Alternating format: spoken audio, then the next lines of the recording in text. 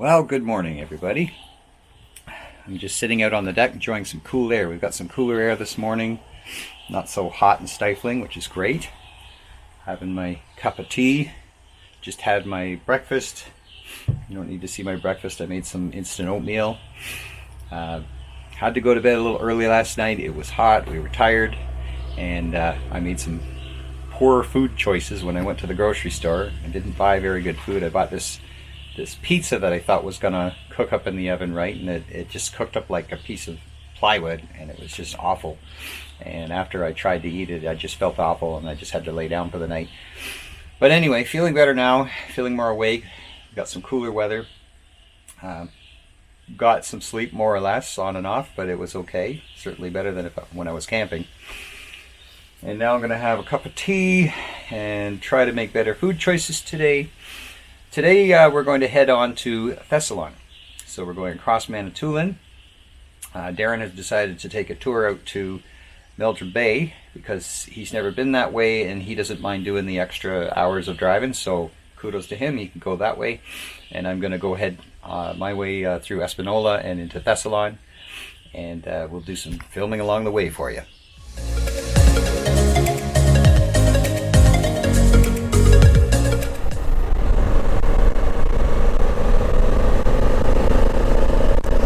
Alright, we're heading out of the Maple Grove cottages and we're heading towards Mindamoya.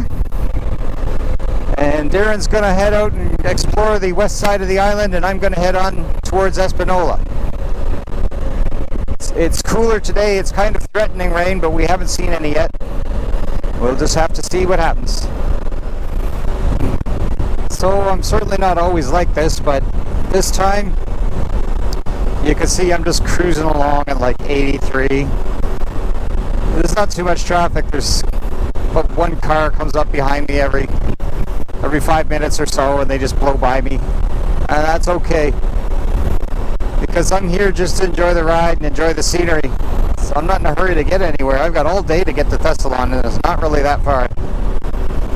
So I've just got the cruise set at like 80. And we're just cruising on now. I'm just keeping my eye out for anything interesting to stop and look at, and if we do, then we're going to stop.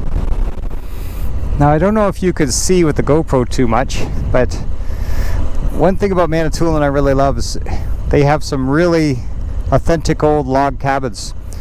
And in the distance you see some cows laying in the field, and behind them you see real log cabins. And these are much older than stuff I've shown you around Purple Valley. This probably really is 1800s structures, and you'll find them in the country all over the place out here. They're pretty cool. Just riding around Little Current a little bit, seeing if there's maybe a nice place to get a decent bite to eat. There used to be some nice restaurants down here, but who knows what's still surviving after COVID now.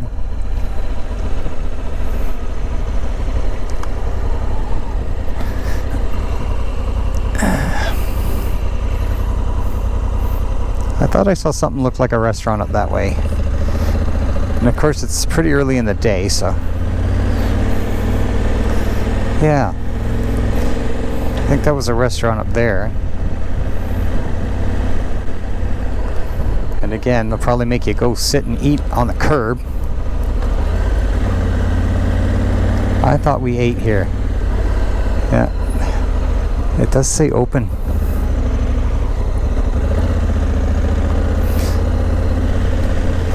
Alright, let's see if we can get turned around.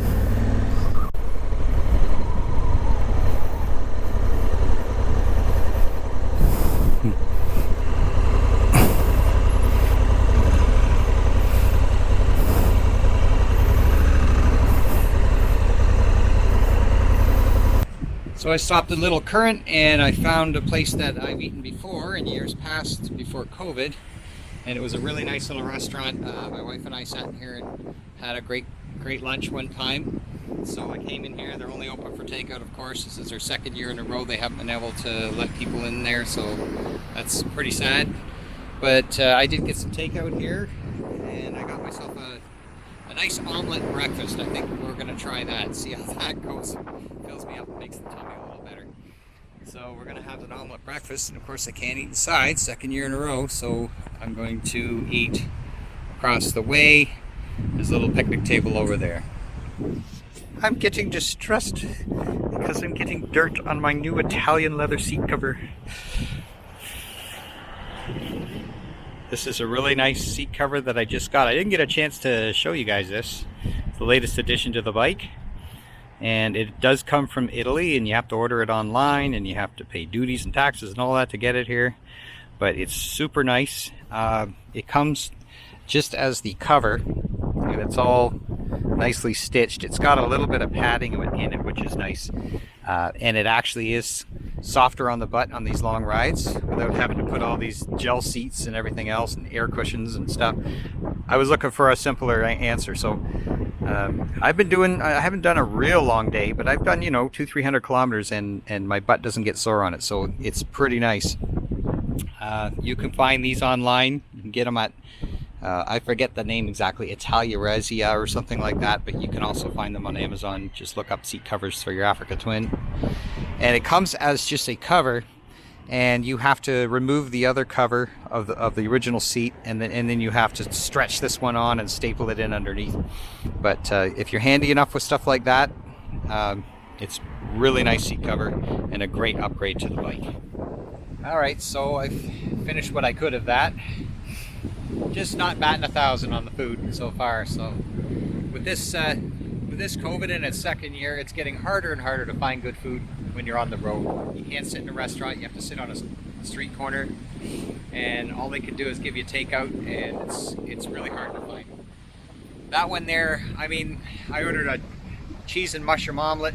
It was okay, but they didn't tell me it was goat cheese, so now I'm like, yeah, it wasn't real hot on the goat cheese, and now my stomach's like, well, that's not good.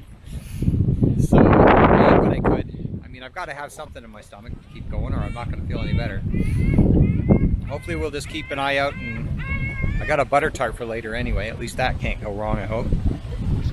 So I'm down here at Little Current, and give you a little view.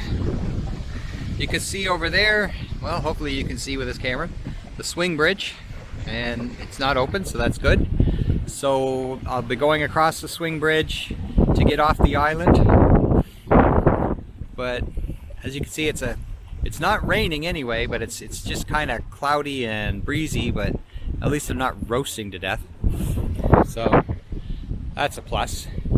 And I'm just gonna take a little walk around while I finish my tea here before I get on the bike. Try and kind of let that settle with the bit of omelet that I ate, and we're just going to keep going. Now there's an interesting wall over here I want to go look at, so we're gonna check. So there's no plaque or anything that tells you when this was made or anything, but this sort of retainer wall obviously was made to keep the weather and the elements from the lake here, as the wind's always coming across, from battering and eroding the shoreline, so they could build houses up there. But if you look at it, this is made from old fieldstone and mortar. Now nobody has made a wall from old fieldstone and mortar for well over 100 years. So this has to be an extremely old wall, and I'm sure in the archive somewhere you could find out. But this is the kind of stuff you don't notice when you're just cruising through the town in a car. You got to stop and really look at things and think about this. So this is probably well over 100 years that they built this break wall, and it's still holding strong because they used lots of good mortar in it. This here's the Edgewater waterside pub, and I've eaten here before, pre-COVID days. And as you can see, this is what COVID's done to it. She's just shut up. She's boarded up. Not even doing takeout. She's just done. She's gone. So hopefully, if COVID settles down, these places will start to come back again. But nobody can make a go of it with all the restrictions going on. And it's not the COVID that's killing all these businesses. It's the restrictions.